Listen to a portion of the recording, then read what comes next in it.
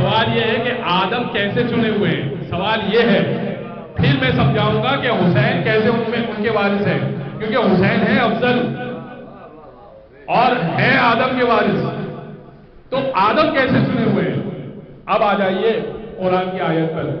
قرآن کہہ رہا ہے وَعَلَّمَ آدَمَ الْأَسْمَاءَ كُلَّهَا، آدم کو ہم نے تمام نام تعلیم دے دیے.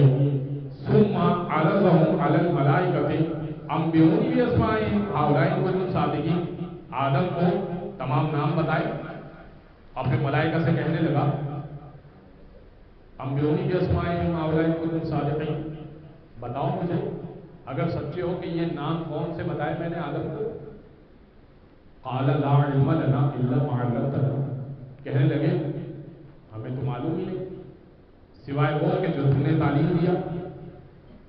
اچھا یہ معاملہ کیوں ہوا؟ بھائی آدم کو تعلیم دیا، پھر فرشتوں سے پوچھا، یہ کیوں ہوا؟ اصل مسئلہ یہ تھا کہ اللہ نے فرشتوں کے درمیان یہ اعلان کیا تھا انی جاعل فی الارض خلیفہ. قرآن کی آیت سورہ بقرہ کی، انی جاعل فی الارض خلیفہ، میں زمین پر خلیفہ بنانے جا رہا ہوں. تو فرشتے کہنے لگے اتجعل فیہا من یفسد فیہا ویسفک الدماء، اسے خلیفہ بنائے گا جو زمین پر خون پھیلائے گا اور فساد برپا کرے گا، اسے خلیفہ بنائے گا. وَنَحْنُ نُسَبِّحُ بِحَمْدِکَ، ہم تیری حمد کے ساتھ تسبیح بھی کرتے ہیں، وَنُقَدِّسُ لَکَ، اور تیری تقدیس بیان کرتے ہیں، یعنی ہمیں خلیفہ بنا. قَالَ إِنِّی أَعْلَمُ مَا لَا تَعْلَمُونَ، دیکھو جو میں جانتا ہوں نا وہ تم نہیں جانتے. اللہ نے کہا دیکھو جو میں جانتا ہوں وہ تم نہیں جانتے، اسے میں آدم کو خلیفہ بنا رہا ہوں. اب یہاں پہ دو باتیں واضح ہوئی اور انشاءاللہ مجمع بولے گا کیا بات واضح ہوئی.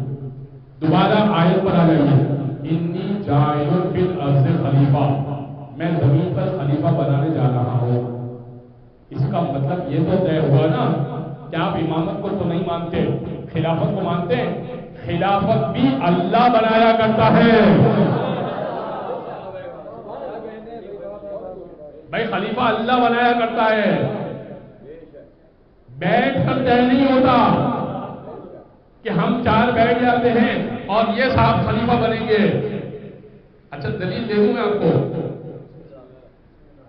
اگر ایسے ہی طے ہوتا ہے نا تو پھر ہر مسلک کا ایک بڑا مفتی آ جائے اور بیٹھ کے طے کرتے ہیں کہ رسول نے ایک آنے والے کا وعدہ کیا ہے مہدی کا. مہدی کو سب مانتے ہیں، ادیان عالم مانتے ہیں ناجی کے طور پر کہ ایک آئے گا نجات دے گا، ایک آئے گا ہمیں اس پریشانی سے نکالے گا، اس فرسٹریشن سے نکالے گا.